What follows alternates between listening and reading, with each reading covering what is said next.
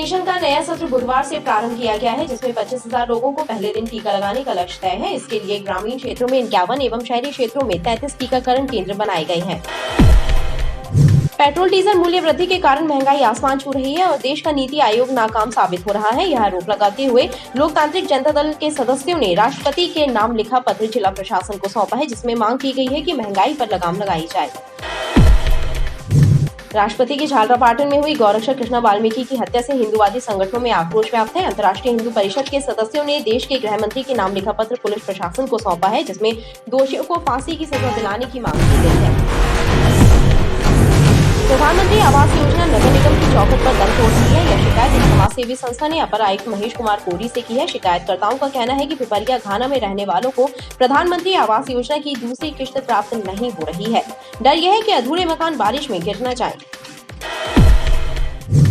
Corona काल में गुणवत्ताहीन sanitiser बनाए जाने का एक मामला सामने आया है। पुलिस और ड्रग विभाग की टीम ने चरगवा क्षेत्र के उमरिया डुमरिया औद्योगिक क्षेत्र में एक फैक्ट्री में दबिश देकर सैनिटाइजर की गुणवत्ता की जांच शुरू कर दी है। पुलिस ने ड्रग विभाग के अधिकारियों के साथ मिलकर सैनिटाइजर के सैंपल एकत्र किए हैं, जिन्हें जांच के लिए भेजा है।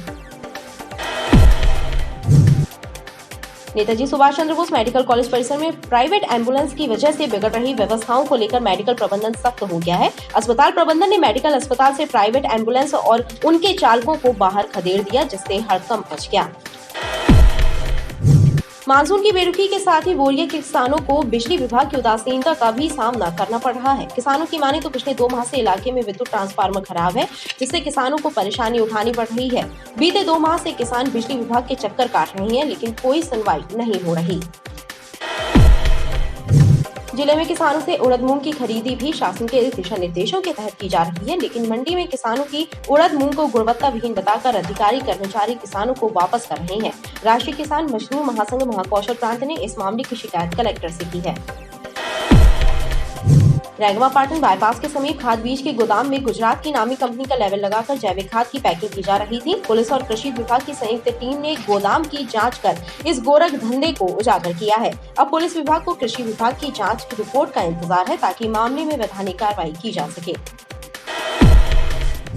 नकली रेमडेसिविर इंजेक्शनों का रैपर तैयार करने वाले गुजरात निवासी नागोजी उर्फ नागेश को जबलपुर एसआईटी की टीम देर रात जबलपुर लेकर पहुंची। नागोजी उर्फ नागेश गुजरात के मोरबी जेल में बंद था। उसे प्रोटेक्शन वारंट पर जबलपुर लाने के लिए एसआईटी की टीम गुजरात भेजी गई थी। जबलपुर लोकायुक्त की टीम ने एक पटवारी को 3,500 रुपए की रिश्वत लेते हुए रंगे हाथों पकड़ा है। जमीन के नामांतरण के लिए पटवारी ने 5,000 रुपए रिश्वत की मांग की थी। आधारताल शारदा कॉलोनी में रहने वाले 65 वर्षीय वृद्ध की अंधी हत्या के मामले में हत्यारों की पतासाजी के लिए पुलिस अधीक्षक ने 10,000 रुपए का इनाम घोषित कर दिया है। इस मामले में 1 दर्जन से ज्यादा संदेहियों से पूछताछ की जा रही है। पुलिस ने मामले में धारा 302 का प्रकरण दर्ज किया है। पुलिस मौके से गायब मोबाइलों की सीडीआर भी निकाल रही है। मकान के निर्माण कार्य के दौरान छत पर रेत का छलना लेने गए युवक को बिजली का जोरदार झटका लग गया। ये घटना धनवंतरी नगर के मुखैया क्षेत्र की है। आनन फानन में युवक को उपचार के लिए मेडिकल अस्पताल लाया गया। स्थानीय लोग इस घटना के लिए विद्युत विभाग को जिम्मेदार ठहरा रहे हैं।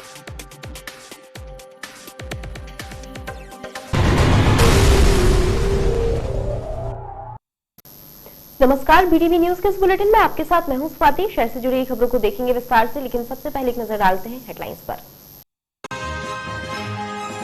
जबलपुर लोकायुक्त की टीम ने पटवारी को रिश्वत लेते दबोचा। पिता की जमीन के नामांतरण के लिए पटवारी ने पुत्र से मांगी रिश्वत। नरसिंहपुर जिले में हुई कार्रवाई। और मेडिकल परिसर में खड़ी होने वाली प्राइवेट एम्बुलेंस के खिलाफ सख्त हुआ मेडिकल प्रबंधन। मेडिकल अस्पताल परिसर से प्राइवेट एम्बुलेंस को प्रबंधन ने बाहर खदेड़ा। एम्बुलेंस चालकों में मचा हड़कंप।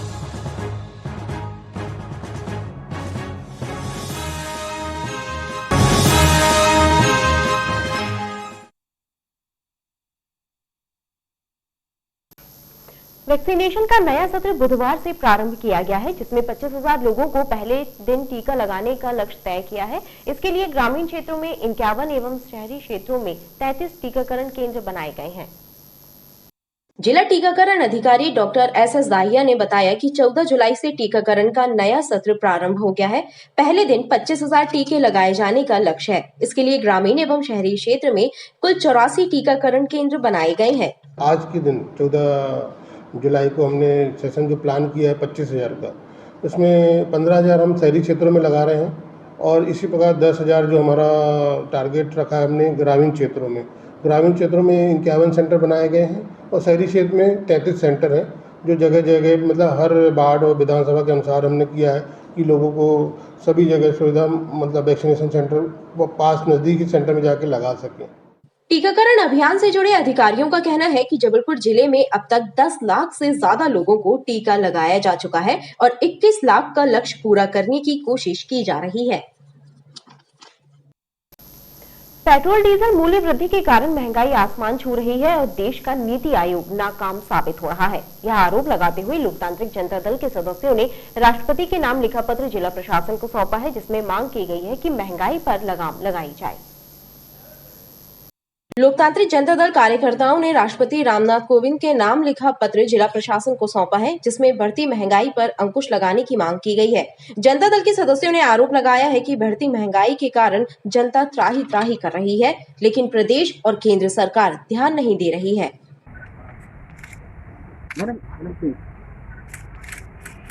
चाहे वो डीजल हो, पेट्रोल हो, गैस हो, सब चीज़ों की मार जो है महंगाई के रूप में पड़ रही है। कोरोना से दूसरी तरफ आम आदमी वैसे ही पीड़ित है और इस महंगाई में और जान निकल रही है। तो केंद्र सरकार को, राज्य सरकार को हम लोग आगाह करने आए हैं और राष्ट्रपति महोदय को आज हम लोग जिलाध्यक्ष के जबलपुर के माध्यम से ज्ञापन सौंप रहे हैं कि महंगाई, बढ़ती हुई महंगाई पर अंकुश लगाया जाए और गरीब आदमी को राहत दिलाई जाए। जनता त्राही त्राही है, कोरोना से वैसे परेशान है लोग, महंगाई से अलग परेशान है, जमा पूंजी सारी खा गए, हैंड टू माउथ होते चले जा रहे हैं लोग। इसके लिए वो जनता की फरियाद जब हम लोगों के पास आई तो आज हम लोग ज्ञापन देने के लिए आए हैं, ताकि सरकार की कलेक्टर के माध्यम से राज्यपाल और प्रधानमंत्री तक ये जाए कि जनता की कितनी तकलीफें हैं। लोकतांत्रिक जनता दल के सदस्यों का कहना है कि यदि पेट्रोल डीजल की बढ़ी हुई कीमतें सरकार वापस नहीं लेती है तो सभी राजनीतिक दलों के साथ मिलकर तीव्र आंदोलन किया जाएगा। राजस्थान के झालरापाटन में हुई गौरक्षक कृष्णा वाल्मीकि की हत्या से हिंदूवादी संगठनों में आक्रोश व्याप्त है। अंतर्राष्ट्रीय हिंदू परिषद के सदस्यों ने देश के गृह मंत्री के नाम लिखा पत्र पुलिस प्रशासन को सौंपा है, जिसमें दोषियों को फांसी की सजा दिलाने की मांग की गई है। अंतर्राष्ट्रीय हिंदू परिषद के सदस्यों ने देश के गृह मंत्री अमित शाह के नाम लिखा पत्र एएसपी रोहित काशवानी को सौंपा है, जिसमें मांग की गई है कि राजस्थान के झालरापाटन में जिन लोगों ने गौरक्षक एवं बजरंग दल के कार्यकर्ता कृष्णा वाल्मीकि की हत्या की है, उन्हें फांसी की सजा दिलाई जाए और पीड़ित परिवार को 25 लाख रुपए का मुआवजा दिया जाए। इसमें एक गौरक्षक जो तो हमारे संगठन के थे, उनकी गौ तस्करों ने निर्मम तरीके से हत्या करी है। उस मामले को लेकर हम लोगों ने महोदय को ज्ञापन सौंपा है कि जो हत्यारे हैं उनकी तुरंत गिरफ्तारी हो, फास्ट ट्रैक कोर्ट में उन लोगों की सुनवाई जल्द से जल्द हो और जो उसका परिवार है उसको मुआवजा मिले। ये हम लोगों ने मांग एसपी महोदय के सामने रखी है। एडिशनल एएसपी ने बजरंग दल और अंतर्राष्ट्रीय हिंदू परिषद के सदस्यों को भरोसा दिलाया है कि उनकी मांग को गृह मंत्री तक पहुँचा दिया जाएगा। इनका प्रमुख मुद्दा यह है कि राजस्थान के झालरापाटन में इनकी संस्था के बजरंग दल के नगर अध्यक्ष कृष्णा वाल्मीकि की जो कि गोरक्षक थे, उनकी कुछ लोगों द्वारा निर्मम हत्या कर दी गई। तो उसमें ये लोग न्याय चाहते हैं और उसके लिए इनकी कुछ मांगे हैं कि उनकी हत्या के दोषियों को कार्रवाई दिलाने की पर कार्रवाई की जाए और उन्हें 25 लाख का तत्काल सहायता दी जाए, फास्ट ट्रैक कोर्ट से वो न्याय हो और गौ हत्या प्रतिबंध कानून संपूर्ण देश में लागू हो। तो इसकी जो हमारे स्तर पर जो भी हो सकती है हम वो कार्रवाई करेंगे और संबंधित वहाँ अधिकारियों को भी। गौरक्षकों का कहना है कि केंद्र सरकार गौ हत्या प्रतिबंध कानून पूरे देश में लागू करे, अन्यथा तीव्र आंदोलन किया जाएगा। प्रधानमंत्री आवास योजना नगर निगम की चौखट पर दम तोड़ रही है। यह शिकायत एक समाजसेवी संस्था ने अपर आयुक्त महेश कुमार कोरी से की है। शिकायतकर्ताओं का कहना है कि पिपरिया घाना में रहने वालों को प्रधानमंत्री आवास योजना की दूसरी किश्त प्राप्त नहीं हो रही है। डर यह है कि अधूरे मकान बारिश में गिर न जाएं। संस्था जन समस्या निवारण संस्थान के सदस्यों ने एक शिकायत पत्र नगर निगम के अपर आयुक्त महेश कुमार कोरी को सौंपा है, जिसमें लिखा है कि पिपरिया घाना और कुंडम रोड पर रहने वाले गरीब परिवार परेशान हैं। उन्हें पीएम आवास योजना की किश्तें प्राप्त नहीं हो रही हैं। अधूरे मकान कहीं बारिश के मौसम में धराशायी न हो जाए, यह डर सता रहा है। पिपरिया घाना के पास में कम से कम 150 हितग्राही आवास योजना के अंतर्गत उनको 1.5 लाख रुपए की राशि आवंटित हुई थी जी। 2 वर्ष पूर्व उनको मात्र 1 लाख रुपए दिया गया, जिससे अधूरे मकान का निर्माण हुआ और वो बहुत ही दयनीय स्थिति में जीवन यापन कर रहे हैं, पानी और धूप की मार झेल रहे हैं और सीधी बारिश की होने की संभावना है। इससे उनका जीवन यापन और भी असुविधा में हो जाएगा। हम लोग के द्वारा मांग की गई है कि जो उनको 1.5 लाख की बकाया राशि प्राप्त नहीं हो पाई है, कोरोना काल को देखते हुए उनको ये कहा गया है कि शासन के पास पैसा नहीं है। हमने मांग करी है आयोग से कि इनको राशि का आवंटन किया जाए, इससे अपने मकान का निर्माण कर सकें और दयनीय स्थिति से ऊपर आ सकें। पार्षद जो है वो उनसे कई बार बोला, जो वहाँ के कर्मचारी उनसे भी बोला कि आएगा, बस यही कहते हैं, बस आता नहीं है, बाकी परेशान है। लोग चाहते हैं सर कि हम लोग को सहायता मिले, जो भी आगे है पैसा वो मिले, पूरा मकान पूरा बने। शासकीय योजनाओं की धीमी गति और बदहाल क्रियान्वयन से सरकार की छवि धूमिल हो रही है, लेकिन जिम्मेदार अधिकारियों और विभागों को इसकी चिंता नहीं है। कोरोना काल में गुणवत्ता विहीन सैनिटाइजर बनाए जाने का एक मामला सामने आया है। पुलिस और ड्रग विभाग की टीम ने चरगवा क्षेत्र के उमरिया डुंगरिया औद्योगिक क्षेत्र में एक फैक्ट्री में दबिश देकर सैनिटाइजर की गुणवत्ता की जांच शुरू कर दी है। कोरोना संक्रमण काल में अमानक और गुणवत्ता विहीन सैनिटाइजर बनाए जाने का एक प्रकरण सामने आया है। शिकायत और सूचना के आधार पर चरगवा पुलिस और ड्रग विभाग की टीम ने जिला प्रशासन के अधिकारियों की मौजूदगी में चरगवा क्षेत्र के उमरिया डुंगरिया औद्योगिक क्षेत्र में एक फैक्ट्री में दबिश देकर सैनिटाइजर की गुणवत्ता की जाँच शुरू कर दी है। पुलिस ने ड्रग विभाग की सहायता से सैनिटाइजर के सैंपल एकत्र कर जांच के लिए भेजे हैं। जांच रिपोर्ट के आधार पर मामले में अग्रिम कार्रवाई की जाएगी। चरगावा में एक मुखबिर सूचना आई थी हमें कि यहाँ पर चरगावा में जो कुछ एक उमरिया डुंगरिया गांव में सैनिटाइज़र बन रहा है, तो सैनिटाइज़र में थोड़ा गड़बड़ है, या तो वो बिना लाइसेंस के बन रहा है या फिर सैनिटाइज़र में जो स्टैंडर्ड होना चाहिए वो नहीं है। तो हमने उसको सुरक्षार्थ रखवाया है। वहाँ पर थाना प्रभारी, तहसीलदार और ड्रग विभाग को बुला के उसकी जाँच की जा रही है और उसके बाद जाँच में जो आएगा उससे बाद उचित कार्रवाई की जाएगी। बताया जाता है कि फैक्ट्री में अलग अलग साइज और मात्रा की पैकिंग में सैनिटाइजर मिले हैं। हालांकि फैक्ट्री संचालक का दावा है कि उनकी फैक्ट्री में तैयार किया जा रहा सैनिटाइजर गुणवत्ता युक्त है और उनके पास पूरे दस्तावेज भी हैं। नेताजी सुभाष चंद्र बोस मेडिकल कॉलेज परिसर में प्राइवेट एम्बुलेंस की वजह से बिगड़ रही व्यवस्थाओं को लेकर मेडिकल प्रबंधन सख्त हो गया है। अस्पताल प्रबंधन ने मेडिकल अस्पताल से प्राइवेट एम्बुलेंस और उनके चालकों को बाहर खदेड़ दिया, जिससे हड़कंप मच गया। Netaji Subhash Chandra Bose medical college campus में उस वक्त हड़कंप मच गया जब अस्पताल प्रबंधन ने अस्पताल कैंपस में खड़ी प्राइवेट एम्बुलेंस और एम्बुलेंस चालकों को अस्पताल के बाहर खदेड़ना शुरू कर दिया। इस कार्रवाई से एम्बुलेंस चालकों में अफरा तफरी मच गई। अस्पताल प्रबंधन से जुड़े अधिकारियों ने प्राइवेट एम्बुलेंसों को अस्पताल से बाहर ले जाने की हिदायत एम्बुलेंस संचालकों को दी, जिसके बाद हड़कंप की स्थिति बन गयी। मेडिकल प्रशासन के आदेशानुसार जो भी प्राइवेट एम्बुलेंस यहाँ कैंपस में लग रही थी, जिसकी वजह से व्यवस्थाएं खराब हो रही थी, उसको मेडिकल प्रशासन के आदेशानुसार मेडिकल कैंपस के बाहर किया गया। मेडिकल प्रबंधन ने प्राइवेट एम्बुलेंसों से अस्पताल की व्यवस्थाएं खराब होने का हवाला देकर यह कार्रवाई की है। मानसून की बेरुखी के साथ ही बोरिया के किसानों को बिजली विभाग की उदासीनता का भी सामना करना पड़ रहा है। किसानों की माने तो पिछले 2 माह से इलाके में विद्युत ट्रांसफार्मर खराब है, जिससे किसानों को परेशानी उठानी पड़ रही है। बीते 2 माह से किसान बिजली विभाग के चक्कर काट रहे हैं, लेकिन कोई सुनवाई नहीं हो रही। मानसून की बेरुखी से वैसे ही अन्नदाता किसान के माथे पर चिंता की लकीरें हैं। ऊपर से बिजली विभाग की उदासीनता ने किसानों को दोहरी मुसीबत में डाल दिया है। कटंगी बोरिया के किसान बिजली विभाग की लापरवाही का भी सामना कर रहे हैं। बोरिया के किसानों की माने तो बीते 2 माह से इलाके का विद्युत ट्रांसफार्मर फेल हो गया है, लेकिन विभाग के अधिकारी जानकारी होने के बाद भी उदासीन रवैया अपना रहे हैं। किसानों के खेतों में रोपा लगा है और इस समय उन्हें बिजली पानी की सबसे ज्यादा जरूरत है, लेकिन ट्रांसफार्मर के सुधार कार्य में बिजली विभाग लापरवाही बरत रहा है। किसानों का कहना है कि अब वह बोरिया उपकेंद्र के चक्कर लगाकर भी थक गए हैं। बीते 2 माह से अधिकारी ट्रांसफार्मर को बदलने टाल मटोल कर रहे हैं। हमारे यहाँ ट्रांसफार्मर जल गया है 10 घंटे का, उसको 2 महीने से नहीं रखा गया। किसान परेशान है, रोपा डला हुआ है और किसान करे क्या। किसान का तो परेशानी से बुरा हाल है जी। और यहाँ MP भी आओ तो न साफ समय में मिलते हैं और न सुनवाई हो रही, तो क्या करे किसान। मेरा ट्रांसफार्मर कम से कम 2 महीने से फेल पड़ा है और साहब के यहाँ रोज आके चक्कर लगा रहे हैं और रोज यही बोलते हैं कि कल तुम्हारा ट्रांसफार्मर पहुंच जाएगा, कल तुम्हारा ट्रांसफार्मर तुम्हें मिल जाएगा, और 2 महीने हो गए। वहाँ ये स्थिति है कि खेत भरने वाले हैं, रोपा लगने वाला है, तो वहाँ कोई गुंजाइश ही नहीं रहेगी फिर रखने की। इस समस्या को लेकर किसान एक बार फिर बिजली उपकेंद्र बोरिया पहुंचे, जहां उन्होंने ट्रांसफार्मर सुधार कराने की मांग की, लेकिन इस बार भी उन्हें टाल दिया गया, जिससे किसानों में रोष है। इधर जिले में किसानों से उड़द मूंग की खरीदी भी शासन के दिशा निर्देशों के तहत की जा रही है, लेकिन मंडी में किसानों की उड़द मूंग को गुणवत्ता विहीन बताकर अधिकारी कर्मचारी किसानों को वापस कर रहे हैं। राष्ट्रीय किसान मजदूर महासंघ महाकौशल प्रांत ने इस मामले की शिकायत कलेक्टर से की है।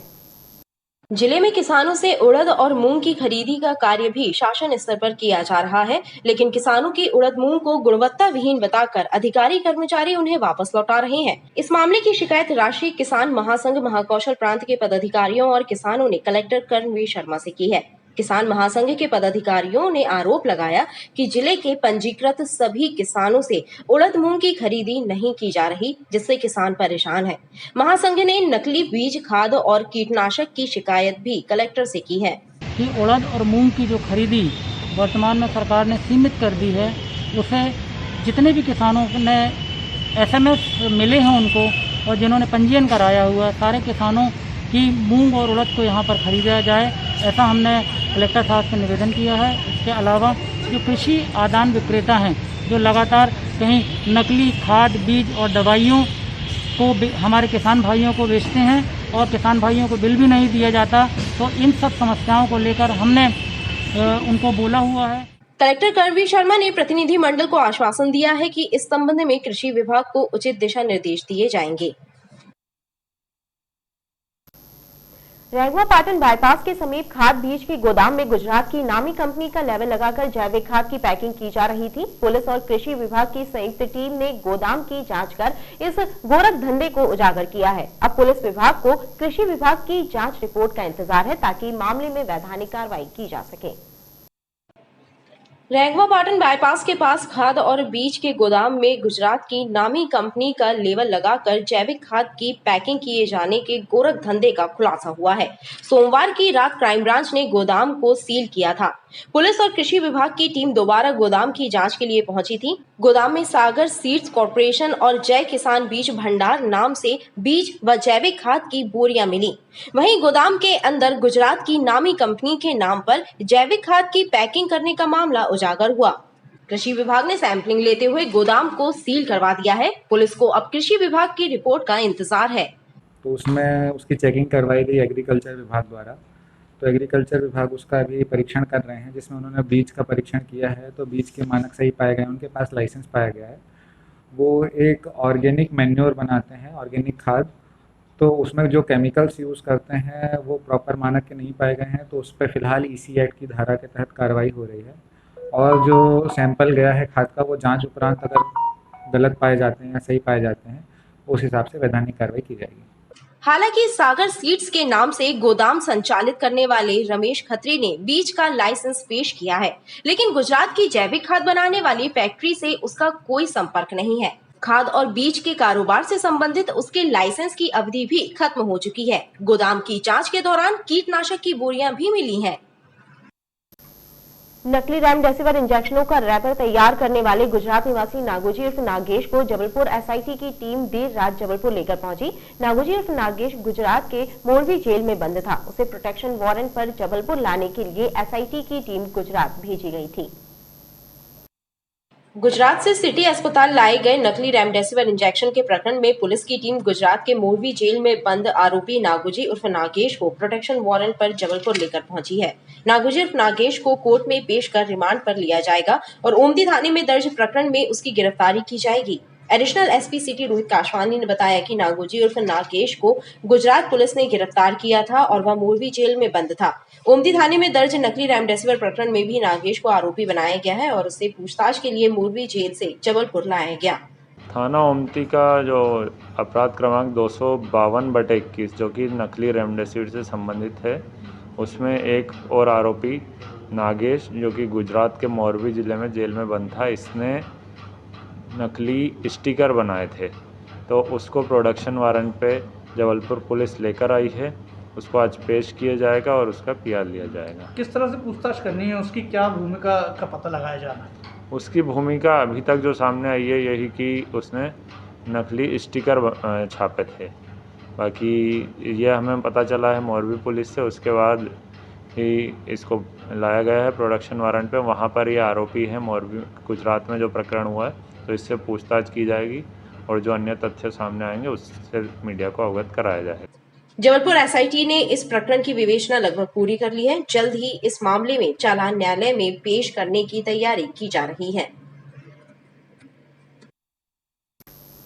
जबलपुर लोकायुक्त की टीम ने एक पटवारी को 3,500 रुपए की रिश्वत लेते रंगे हाथों पकड़ा है। जमीन के नामांतरण के लिए पटवारी ने 5,000 रुपए रिश्वत की मांग की थी। जबलपुर लोकायुक्त की टीम ने नरसिंहपुर जिले में एक पटवारी को रिश्वत लेते रंगे हाथों दबोच लिया। नरसिंहपुर ग्राम खापा निवासी राजेश लोधी की शिकायत पर जबलपुर लोकायुक्त की टीम ने यह कार्रवाई की। राजेश लोधी ने लोकायुक्त को शिकायत की थी कि नरसिंहपुर जिले के बेलखेड़ा तहसील में पदस्थ पटवारी विकास बेदी द्वारा उसके पिता की जमीन का उसके नाम नामांतरण करने के लिए रिश्वत मांगी जा रही है। इस शिकायत के आधार पर लोकायुक्त की टीम ने नरसिंहपुर जिले में गांधी चौक पर पटवारी विकास बेदी को 3,500 रुपए रिश्वत लेते रंगे हाथों दबोच लिया। राजेश सिंह लोधी ग्राम खापा के निवासी हैं। उनके पिता हुलका सिंह ने पिछले साल एक जमीन खरीदी थी ग्राम खापा में, जो नामांकन कराना चाह रहे थे। इसके लिए उन्होंने उनके पुत्र राजेश ने संपर्क किया था लोकायुक्त में, तो ये 5,000 रुपये रिश्वत की मांग कर रहे थे 9 जुलाई 2021 को। उसकी सूचना की और आवेदन की तस्दीक की गई और आज 3,500 रुपये नगद लेते हुए पटवारी हल्का विकास बेदी को गांधी चौक पर रंगे हाथों पकड़ा। पटवारी के विरुद्ध विभिन्न धाराओं के तहत प्रकरण दर्ज करते हुए उससे रिश्वत में ली गई रकम जब्त की गई है।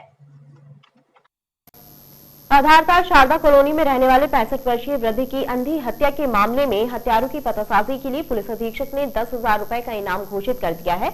इस मामले में 1 दर्जन से ज्यादा संदेहियों से पूछताछ की जा रही है। पुलिस ने मामले में धारा 302 का प्रकरण दर्ज किया है। आधारताल की शारदा कॉलोनी में रहने वाले जीसीएफ के रिटायर्ड कर्मी 65 वर्षीय रामदास कठेरिया की अंधी हत्या की गुत्थी सुलझाने में पुलिस जुटी हुई है। इस मामले में पुलिस ने धारा 302 का प्रकरण दर्ज कर लिया है। एसपी सिद्धार्थ बहुगुणा ने हत्यारों की पतासाजी और गिरफ्तारी पर 10,000 रुपए का इनाम भी घोषित किया है। अब तक पुलिस ने मामले में 1 दर्जन से ज्यादा स्थल और उसके आसपास के इलाकों की भी बारीकी से जाँच की है। इसके अलावा घर से गायब दोनों मोबाइल फोन की CDR भी निकाली जा रही है। पुलिस मृतक के परिजनों से पूछताछ कर संदेहियों से पूछताछ भी कर चुकी है। पुलिस अधिकारियों का दावा है कि जल्द ही हत्या की गुत्थी सुलझा ली जाएगी। 10,000 का इनाम घोषित किया गया है और उसमें टीमें बनाई गई हैं और मेरे को लगता है 15 से 20 संदिग्धों से पूछताछ हुई है और इसमें क्राइम ब्रांच की भी टीम हमने लगाई है। मुझे आशा है जल्दी इसका पर्दाफाश। पुलिस घटनाक्रम के मामले से जुड़े अहम सुराग पता लगाने में जुटी हुई है। मकान के निर्माण कार्य के दौरान छत पर रेत का छलना लेने गए युवक को बिजली का जोरदार झटका लग गया। यह घटना धनवंतरी नगर के मुरफैया क्षेत्र की है। आनन फानन में युवक को उपचार के लिए मेडिकल अस्पताल लाया गया। स्थानीय लोग इस घटना के लिए विद्युत विभाग को जिम्मेदार ठहरा रहे हैं। धनवंतरी नगर क्षेत्र के मुरफैया में रहने वाले अनिल दुबे के घर में उस वक्त अफरा तफरी मच गई जब उनके घर के सदस्य आकाश दुबे को छत के ऊपर से गुजर रही विद्युत लाइन से जोरदार करंट लग गया। आकाश की हालत देखकर परिजन घबरा गए और आनन फानन में आकाश दुबे को लेकर वो मेडिकल पहुंचे, जहां पर उसका उपचार चल रहा है। परिजनों ने इस घटना के बारे में जानकारी देते हुए बताया कि आकाश रेत का छलना लेने छत पर गया था और उसी बीच ये हादसा हो गया। क्षेत्रीय जनता ने भी इस मामले को लेकर बताया कि 1 वर्ष पूर्व भी क्षेत्र में ऐसी ही घटना हो चुकी है। विद्युत तारें घरों की छतों को छूकर गुजर रही हैं, जिसकी शिकायत की गई लेकिन कोई कार्यवाही नहीं हुई। ये घटना हुई है 1 साल पहले भी हो चुकी है और उनको मैं बोल चुका हूँ कि ये लाइट इधर से अलग कर दो, मगर वो मानने को तैयार नहीं। मेरे घर पर डाल के रखे और पूरे मोहल्ले की लाइट मेरे घर पर डाले। ये सर कहाँ की घटना है? ये धनवंतरी नगर मुरफैया। ये मुरफैया की घटना है धनवंतरी नगर की। यहाँ बिजली ऑफिस वालों की लापरवाही की वजह से हमेशा ऐसी घटनाएं होती रहती हैं। 1 साल पहले भी यहाँ पे ऐसी एक घटना हो चुकी है। ये वहाँ ये रेतेत वाला चल्ला लेने गए थे, उसकी वजह से बिजली ऑफिस वालों की लापरवाही की वजह से तार खुले हुए थे, इसकी वजह से लड़के को करंट लगा। स्थानीय लोगों ने कहा कि दोबारा ऐसी घटना ना हो, इसके लिए व्यवस्थाएं दुरुस्त की जाएं। खबरें लगातार जारी हैं, आप देखते रहिए BDV न्यूज।